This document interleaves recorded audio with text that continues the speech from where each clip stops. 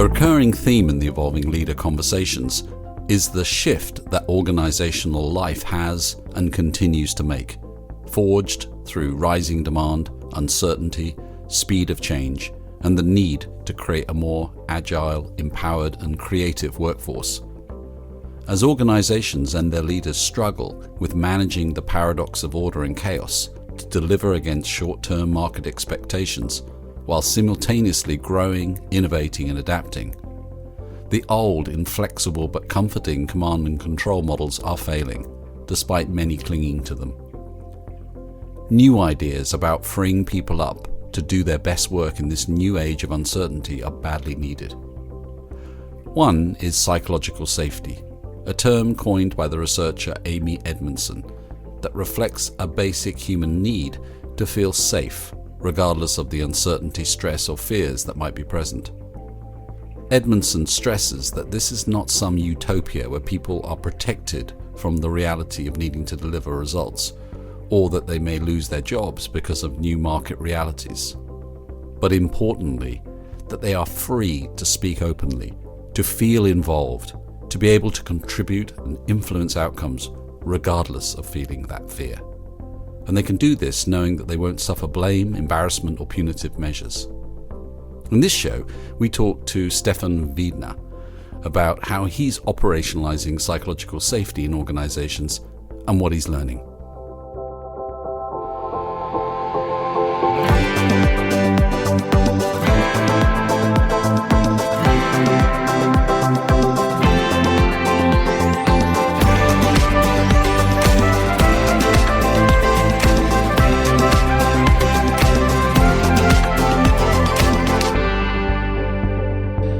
Hey folks, welcome back to the Evolving Leader Podcast, the show born from the belief that we need deeper and more committed leadership to confront the world's biggest challenges. I'm Scott Allender. And I'm John Gomes. How are you feeling today, Mr. Gomes? I am feeling a little tired, actually, to be honest. It's been a pretty frantic time in the last couple of weeks with Queen's funeral and the outpouring of angst that everybody's felt around that.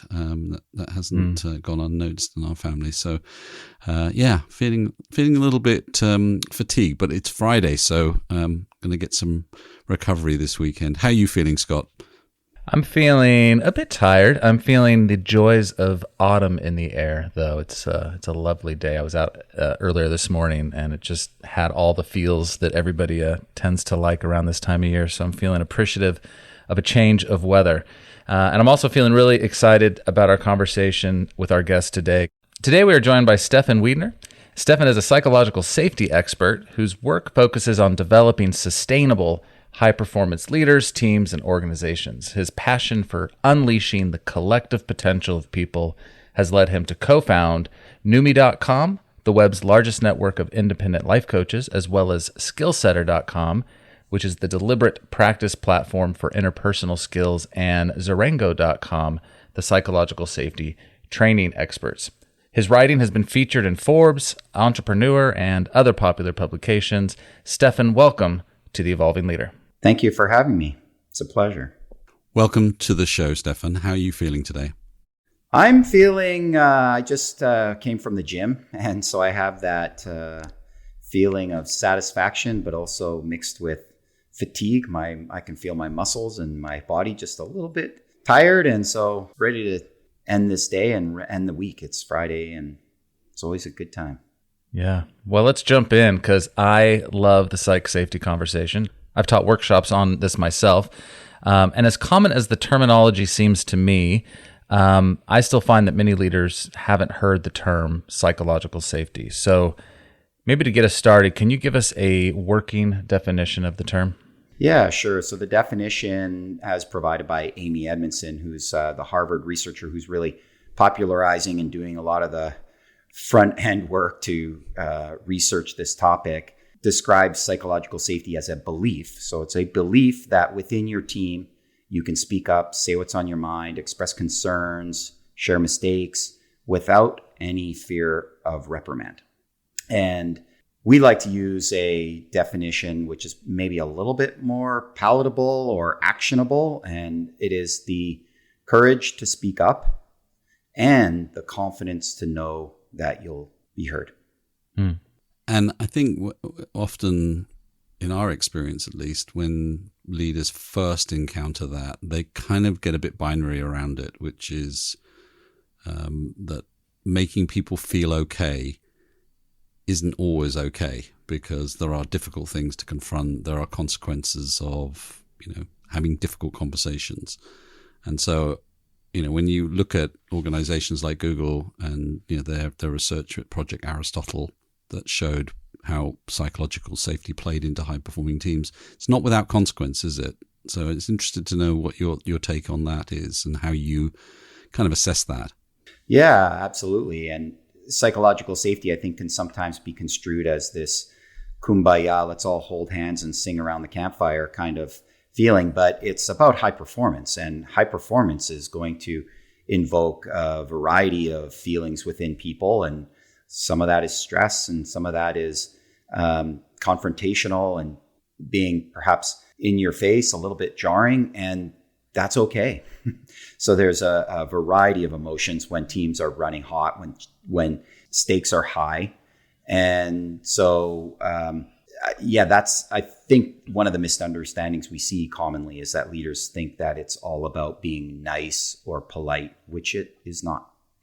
So what happens in your experience when leaders do make that mistake and, are incredibly nice, but perhaps don't hold teams to account for what they're meant to deliver? Well, that's when you get into this place where the culture is perhaps mostly recognized with politeness, and there's a lack of rigor around the accountability and results and dependability. And so that ultimately, I think, in the long term degrades psychological safety and degrades the performance of the team.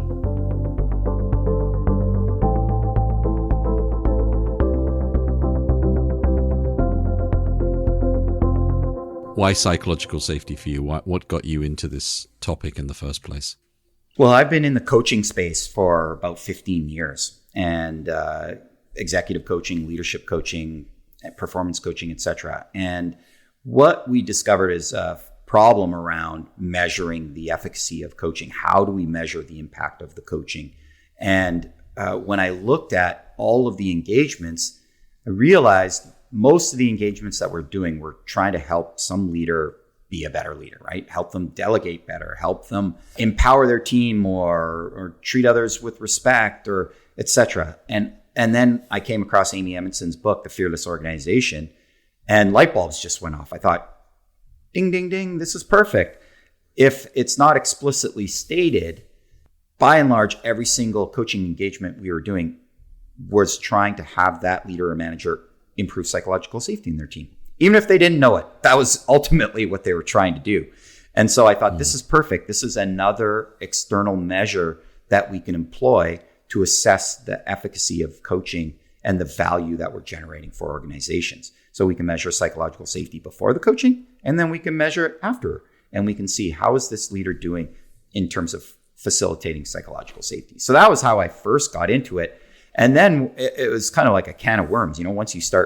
Once you open that thing up, then you realize there's so much more to it. And then that's when we started exploring the research around the counseling research and interpersonal skills and all this sort of stuff. So it's really expanded from there, from just a extra measure that we're using in coaching. So what is your assessment process when you go in to work with these teams and leaders who may not have an accurate assessment of their cultures, how they're being perceived, whether it's being too polite or not kind enough? I mean, what is your process you take them through? It's quite simple. There is an assessment developed by Amy Edmondson to measure psychological safety, and it's a 7-question survey. So it's very quick and easy. So it's not some 120-point question survey that is sometimes administered for psychometrics. So it takes a team and its members 3 to 5 minutes to fill out this assessment. And then we have the results. Now we have everyone's perceived snapshot of psychological safety in that moment. And then we can debrief the results with the team. So it's really mostly a conversation starter, because when you measure it and assess it, now it takes a little bit of the guessing work out of it for leaders and managers. Because often when I'm talking to leaders or managers, I might ask them, well, to what degree do you think psychological safety exists in your team? And they might, well, I think it's pretty good. Well, how certain are you of that answer? And that's when they're not always so sure. And I say, well, why question it? Why don't we just measure it? There's a thermostat that we can put in the room where we can check the temperature. So why don't we do that? And so what happens when that mirror is held up to the team and to the leader? What do you experience in those kind of conversations typically? Well, typically, provided that we've set the stage correctly and created an environment where people can feel safe enough to speak up, it generates some really interesting conversation around why there's a certain range of results, because that's one of the outcomes that we produce for the teams. It's not just here's your score. Let's say it's 75 out of 100. Instead, we show you your average score plus a standard deviation. So how much variety is there within your team? Is everyone feeling like it's 75 out of 100, or do you have half the group thinking it's 100 and half the group feeling like it's around a 50? That's a big difference. And so that's where a lot of the skills come out, where we need to facilitate the dialogue within the team to understand how there's different people in the room feeling a different sense of safety for a variety of reasons. And generally, that dialogue ends up opening a lot of eyes, because most people don't realize, oh, wow, those two people over there, they're brand new to the team. They're feeling a little less safe.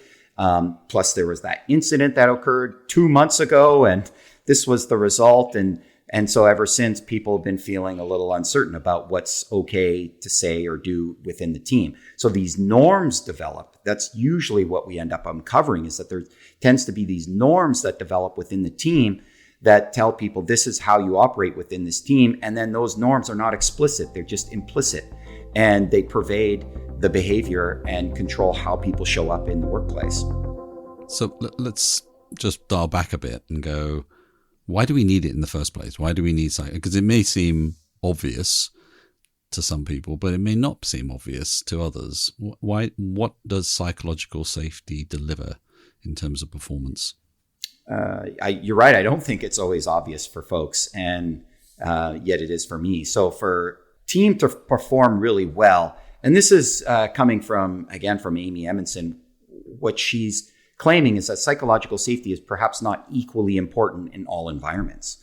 And where it is most important is when there's a lot of creativity and innovation and collaboration required in order to achieve results. So if you're on a factory floor and everything is mechanized and perfectly set out, well, perhaps psychological safety is less important there versus in an environment where you're trying to create the next new Disney production.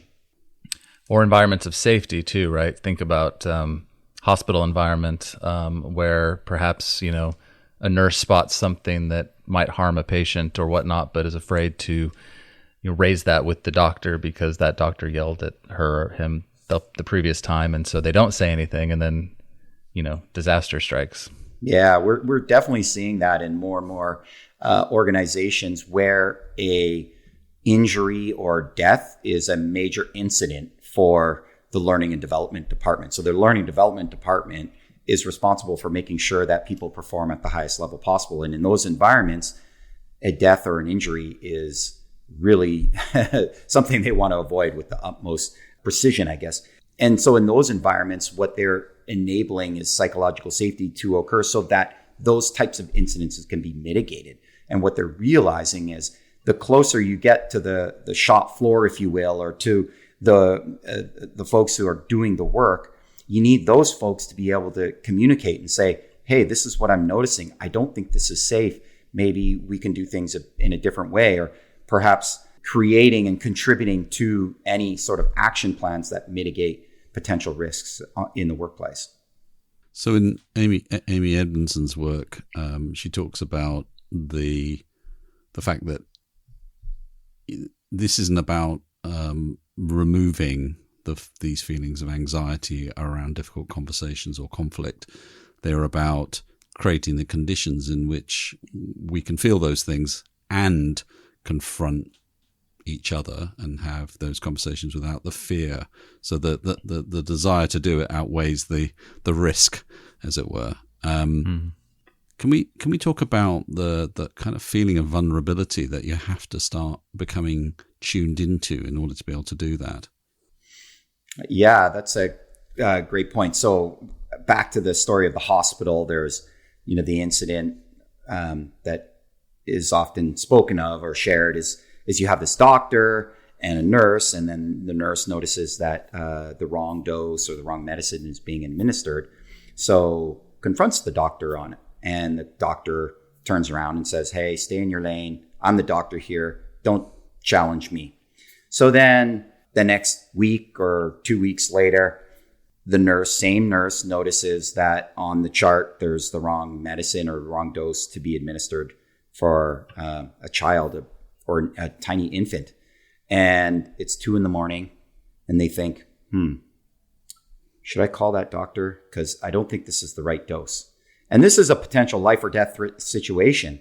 And meanwhile, the psychological safety of this nurse is being hindered by this one event that happened a week or 2 earlier where they were told to stay in their lane. And now they don't pick up that phone.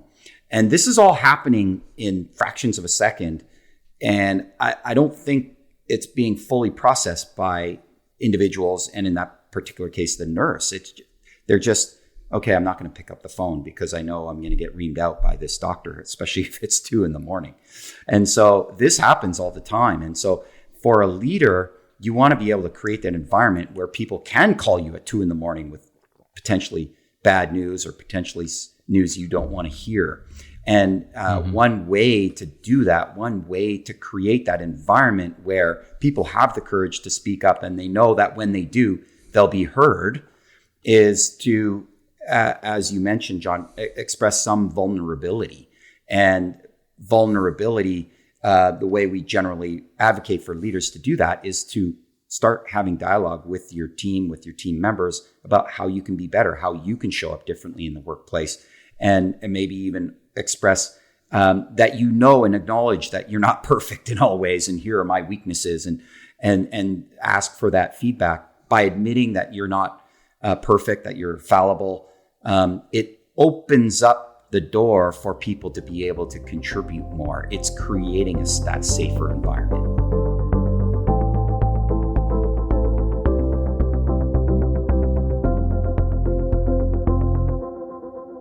I like what you're doing here in terms of the building blocks, right? The vulnerability, the humility you're referencing. And there's a third one in my mind, which is awareness, which may seem implied, but knowing that, only 10 to 15% of people are truly self-aware at any given moment. I think that it's quite possible and probably happens quite often. I'd love to hear your take on this, that a leader thinks that they're doing all these things, or if you do hold up that thermostat to them based on the survey results, they think they're making the changes, but maybe not. How do you raise an honest level of awareness in the leader who's well-intentioned, but maybe just not getting it right? That's a great question. And the way that we approach that is to employ as many of the principles of deliberate practice as possible to helping managers, leaders, and their team members, quite frankly, develop really specific interpersonal skills. It would be great to talk about where the origins of that were and how it's been applied in different fields.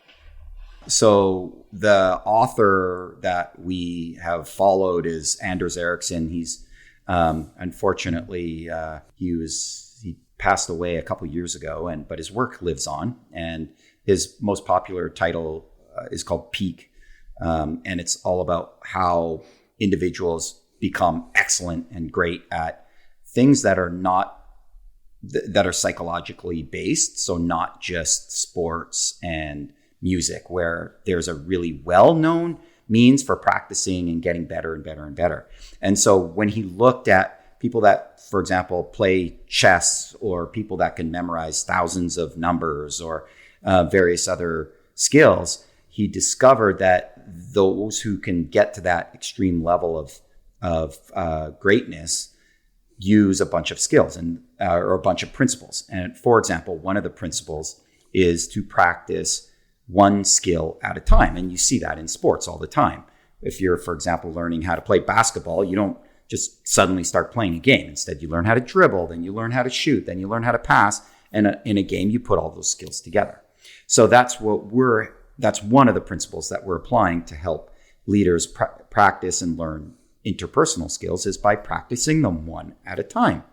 And we do that using our platform called SkillSetter, as you mentioned in the introduction. So SkillSetter is a platform for practicing these skills. So the way we do it is it's kind of like a flight simulator for interpersonal skills. We present leaders and managers with challenging situations. It's all actors acting out various scenarios that you might encounter in a team. And then when the video stops, your webcam turns on and you get to respond using one of the skills, or maybe two of the skills.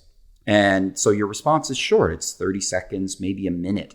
And then a second principle is that you get to practice and do it over and over and over again with some level of feedback. So because we're recording your response, you get to record again and again and again until you're happy with your response.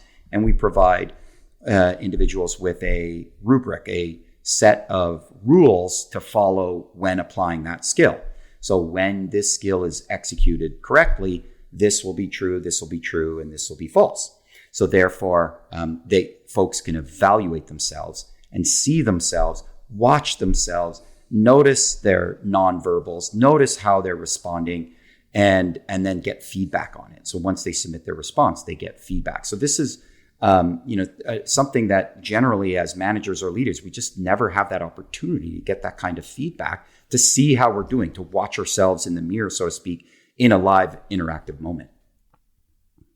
Let's talk about conflict. There are considerable distinctions in how conflicts are experienced in high safety teams versus low safety teams. For example, low safety teams might avoid conflict altogether, whereas high safety teams can embrace healthy conflict for better outcomes. Like iron sharpening iron can only happen, that only happens with a bit of friction. So how do leaders with high safety and high accountability teams, how do they tend to approach and mitigate conflicts, or even encourage healthy conflict when appropriate?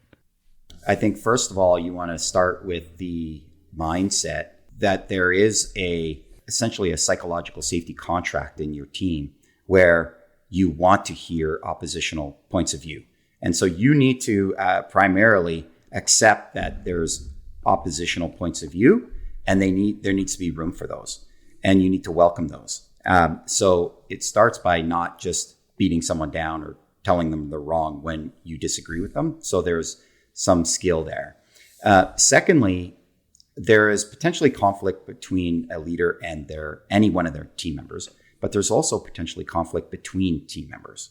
And so one of the first skills that we really try to teach and have our leaders be thinking about is attunement, just being attuned to what's happening in their team and noticing how people are interacting and noticing if there's conflict there and being able to approach it rather than avoid it, or rather than just quote unquote put someone in the penalty box sort of thing, and say, don't do that.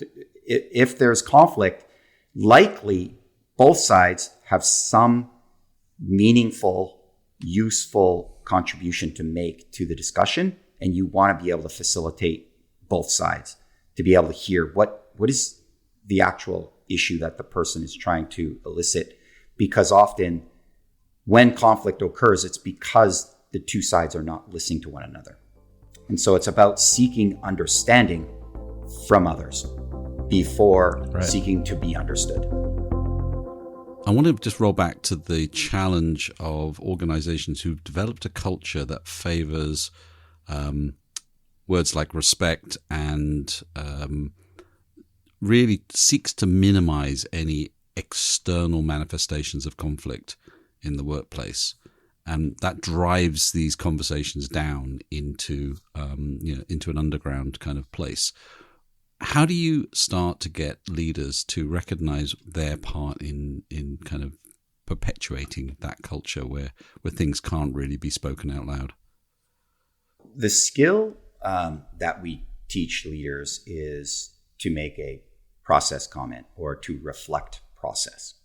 So maybe I'll start. There's 3 levels of reflection. These are 3 separate skills. And I'll start at the top because I think it helps illustrate what the third skill is. So the first is the skill of reflecting content. So this is when someone says something or is trying to get a message across, you just say back to them what they just said. You don't say it, don't parrot exactly word for word, but rather paraphrase. So is this what you're saying? Is kind of the gist of it. You want to parrot back or repeat back to them what they just said to make sure that you understand and that others understand as well. So that's reflecting content. Pretty straightforward. Most people can get that skill fairly easily. Then there's reflecting feeling, which is, if you can imagine, if the metaphor we use is that of an ocean. So reflecting content is the stuff at the top. And then if you go to the next layer, you're reflecting feeling. That's a little bit less obvious. Sometimes people are speaking and they're communicating, but they're not saying, I'm angry, I'm happy, I'm sad. They're not telling you what they're feeling. You have to decipher it based on their nonverbals or based on the tone with which they speak. And so then you say back to them, oh, I get that you're also feeling rather frustrated about this. Did I get that right? So that's reflecting feeling. And then the third is reflecting process. So this is deeper down. This is lower in the ocean. And these are certainly things that affect what's happening on the surface. And that this is the process. This is what's happening within the team. And so it takes a particular skill for a leader to be able to call out when there's this pervading politeness that's getting in the way. To be able to say, I'm noticing that people are just being really nice here. And how do we create more rigor in this team? How do we create more accountability? You need to not solve the problem, but shine a light on the problem. So that's what we teach these leaders, is to become the bystander within the team. Often as leaders, we think we need to have all the answers. We need to decide, make the decisions. And instead, we're inviting leaders to, yes, make the call from time to time. You absolutely have to. That is certainly part of your role. And when there is this sense of kind of stuckness, you need to be able to shine a light on it and say, what's going on? Why is this situation feeling so polite? That's a process comment. That's reflecting process. You're reflecting back what you're seeing and noticing within the team. And it helps generate conversation so that the team can work its way out of this norm perhaps that they've developed. That makes sense? Yeah. Can we just talk a little bit about some of the work that you've done where you've made a real breakthrough with a team, especially a leadership team, and that's kind of had an effect on the overall culture? What kind of things do you see when psychological safety starts to take root in an organization? Yeah, there was an incident where 2 members of the leadership team, they almost got into fisticuffs. So they disagreed, and in the past, that behavior would have just been shut down right away. And instead,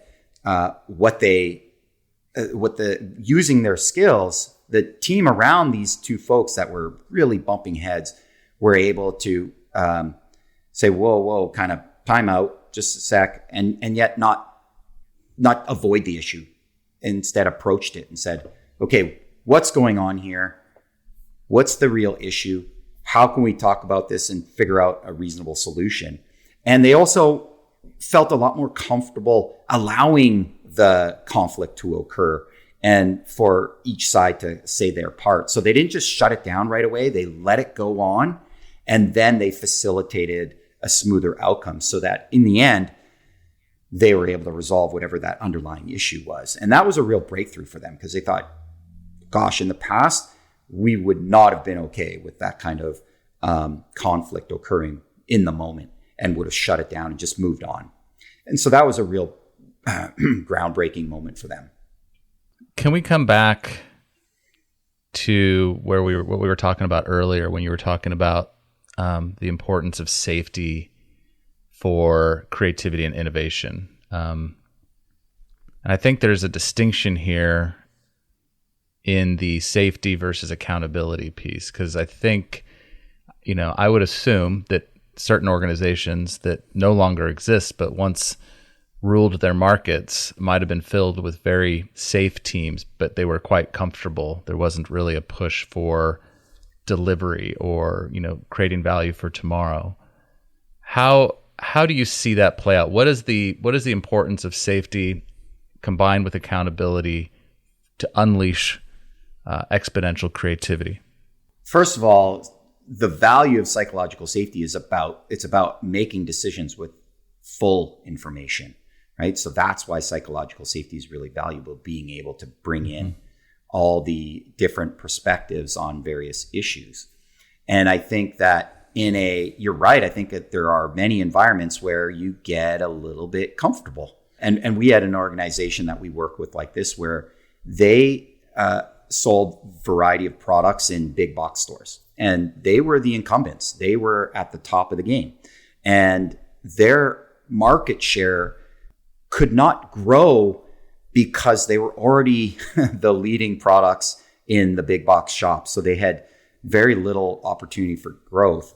And so they realized that their long-term strategy was around building brand new products. And ideally products that had IP protection. So they could, they're unique and had unique qualities that they could get patents, and competition couldn't really compete. And that required a significant amount of shift for them, because their whole system was developed to protect what they had already built. So for example, their marketing team and their branding teams were all relatively risk averse. They all wanted to just protect the brands that they currently had. Their legal team, of course, was all over, protecting all the different products that they had. And so when they were looking to release new products, they had a very hard time meshing the new product team with the marketing team and with the branding team, because their need to create new products required them to be much more agile. And it was just conflicting with the overall safe nature, I guess you can say, of the organization. And so that's where they had to really go to work, is creating an environment where they had both that could exist and they could coexist. An environment where we were protecting the incumbents, which was 95% of our revenue in the current year and projected next 5 years. But if you project out 10, 20 years, we needed these new products to expand the revenue that they could generate. So that was a really interesting test case where you have these two conflicting cultures that really need to live under the same roof. It's a great example. Here on The Evolving Leader, we are committed to stretching the leadership conversation in every episode, and we invite you to help spread the word. If you have learned or been inspired by something you heard on this podcast, chances are others would too. Please consider sharing your favorite episode with your network on LinkedIn, Twitter, or Instagram. Thanks for listening. We're glad you're here. How do you see psychological safety playing out intergenerationally, between, sort of the older leaders in organizations and millennials and Gen Z? Well, one thing that we've seen occur is psychological safety is a little bit, it can be dangerous. You open up the box for, hey, let's all be able to express our opinions. And what we see sometimes intergenerationally is that the younger generations are ready and willing to speak their mind. And older generations might develop some resentment towards those who they feel might or should be able to bite their tongue a little bit more. And so we definitely see that. We, internally, we sometimes talk about psychological safety gone wild. So it's not always, as great a concept as it is, and as great as the work that we do is, sometimes it can be misinterpreted, where suddenly I now have permission to say whatever I want, whenever I want. That's not it. I mean, obviously we want people to be able to share and communicate, but if I think you're being a jerk, I can't just say, you're a jerk. Or I want more money. I should get paid 3 times as much as I'm getting paid. That causes conflict. That causes issues. And we're seeing that. Is it purely an intergenerational thing?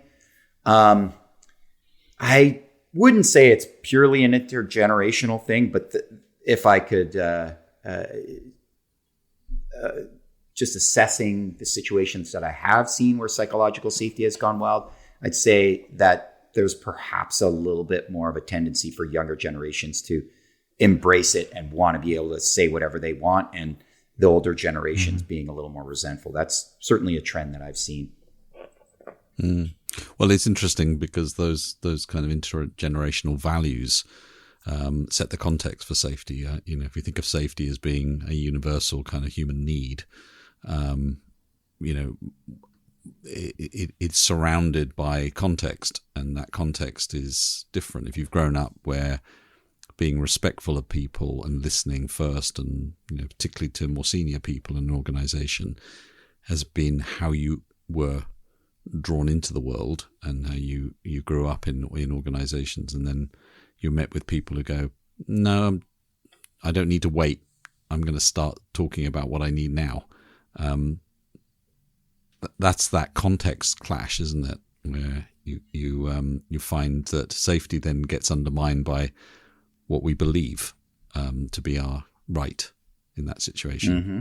Yeah, we've seen some perhaps folks in the older generation not really wanting psychological safety. They want you to agree with them, and that's that. They want agreement. They don't want opposition.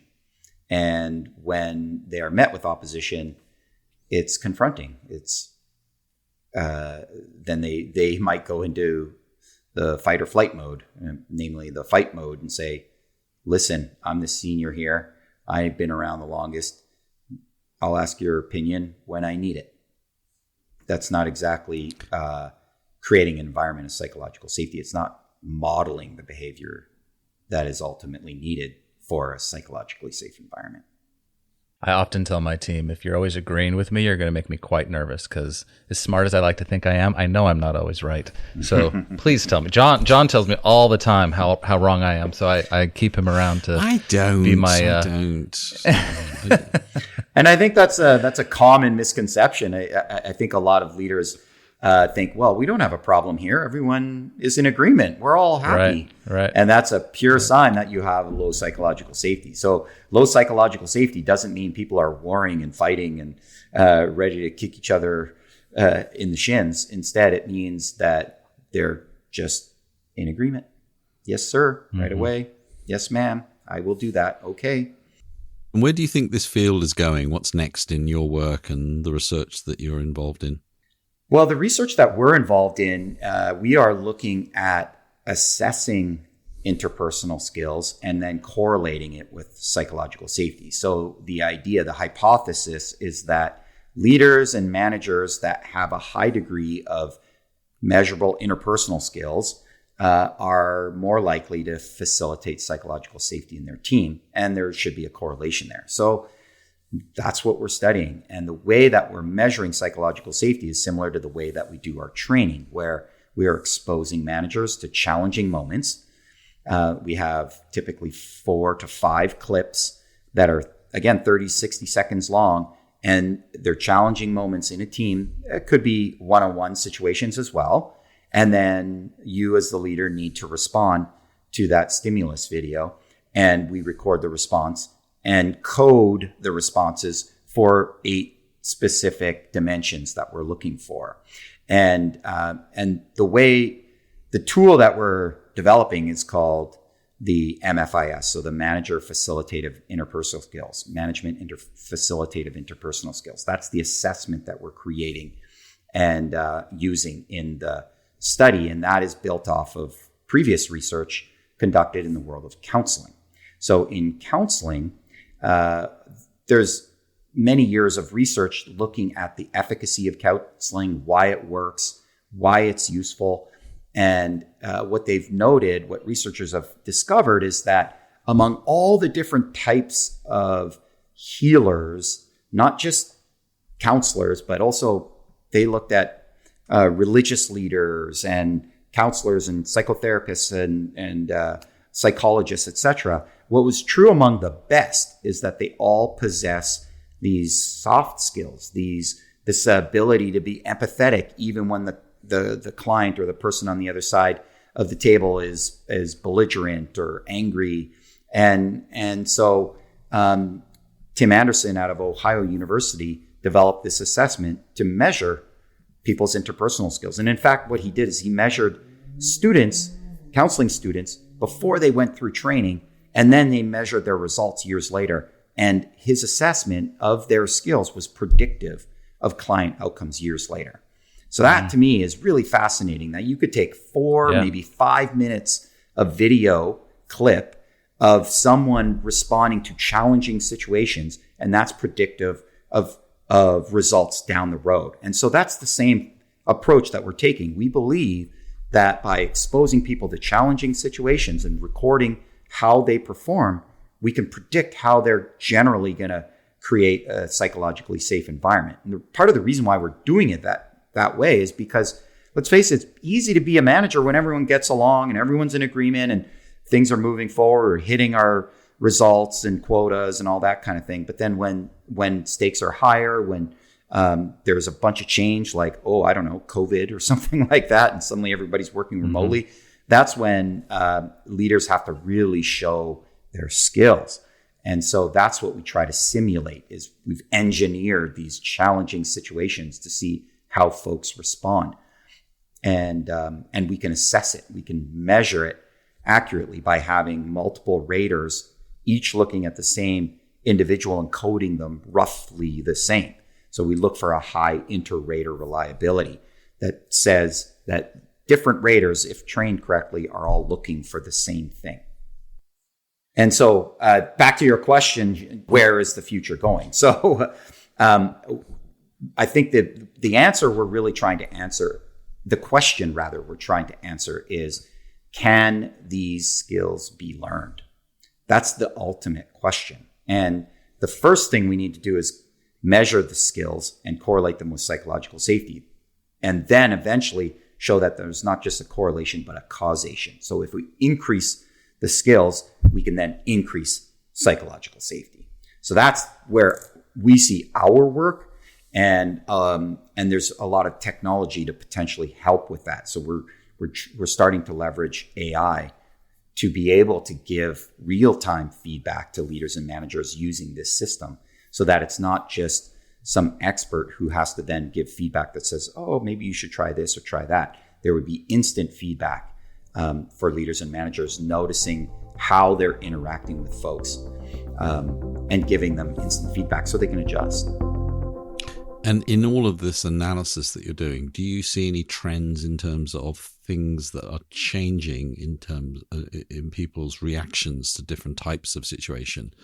Are some situations becoming more problematic, less problematic? How are we evolving? Well, what we're seeing, this really interesting part of the study is, like I said, we have these clips of difficult, challenging moments in a team. And one of them is a character that we call Jackson. So Jackson is an individual who is very fixed in his mindset about what it means to be successful and professional. You need to show up 15 minutes early and you need to do things in a certain way. And he's really rigid. And that type of an individual, the scenario we present is one where his team has a high level of turnover because nobody seems to be able to meet his expectations. And so on one hand, the organization appreciates his professionalism and his striving to produce results, and there's turnover. So what are they going to do about it? And so we have a script, and we've had a number of actors all portraying Jackson, this challenging person and the issues he's facing. And it's so fascinating the difference people react to when there's a male versus a female versus an African American versus an Asian American. It's amazing with the same script, different actors, we get significantly different results. So for example, there is a younger African-American woman portraying Jackson. So it's, but with a different name, obviously. And the sentiment or the feeling people had was, yeah, you go, girl. Awesome. Be strict and rigid. You wanted to jump on her side because you felt like she had to fight for everything she had in her life. And so you're wanting to high five her saying, heck yeah, go for it. You should have strict rules about when people show up. And then you have a Caucasian 50-year-old male portraying Jackson. And now you have a totally different reaction. So we have just really scraped the top of, the surface in terms of diversity and cultural training that we could potentially do using this system, because it's amazing. Same stimulus. It's not the same stimulus. It's the same script, same character, and how we react is totally different. Totally fascinating in my mind. What about you personally, Stephan? What deliberate practices are you engaging with at the moment? Great question. So for me, part of my initiative is to be on more podcasts and be public speaking. So the practice that I'm doing for myself is around speaking and around sharing stories and around expressing to the world what it is that I think is so important around psychological safety and deliberate practice, etc. So that's where I'm really going to work is, and it's confronting at times to watch yourself and to get feedback. You want to just believe that, gosh, I'm perfect and I don't need to improve, but it's tough work and it's really valuable and rewarding. So that's one area. And then the other area is around my fitness. So I've always been really generally pretty active in my life. And when COVID hit, I picked up the sport of mountain biking. And so I've been really trying to improve my skills on a mountain bike. And so every time I go for a ride, there's a bunch of different trails, but there's always features that I cannot do. The jumps are too high or the rolls are too steep. And so I just go around them. and then every ride, I try to do one feature that I haven't done yet. Or also, I'm pretty active on Strava. I don't know if either of you have used Strava, but you can define segments on various training grounds and then time yourself. So there's currently one climb that takes it takes me an hour.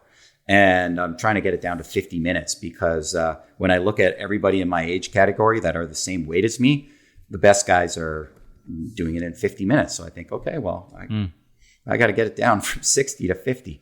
So I'm working on that and putting in the time at the gym to make it happen. Those are great. How can our audience get in touch with you? So one thing that I'm offering for podcast listeners is to measure psychological safety in their team. So this is, if you're curious and interested about psychological safety, I'd love to measure the psychological safety in your team. As I mentioned earlier, it's a quick little assessment and spend an hour with your team to debrief the results and hopefully get a bunch of great value out of that. So if you're interested, the place to reach out to me for that is on our website, zarango.com/free PSI. So PSI stands for Psychological Safety Index. So it's Zarango, zarango.com/free PSI. And that's the best way to reach out to me. I'm also relatively active on LinkedIn, so people can always reach out on LinkedIn. The URL is /S, my first letter of my first name, and then Wiedner. S. Wiedner is my handle. So, Stephan, thanks for coming on. We really appreciate your insights. And to our listeners, remember, the world is evolving. Are you?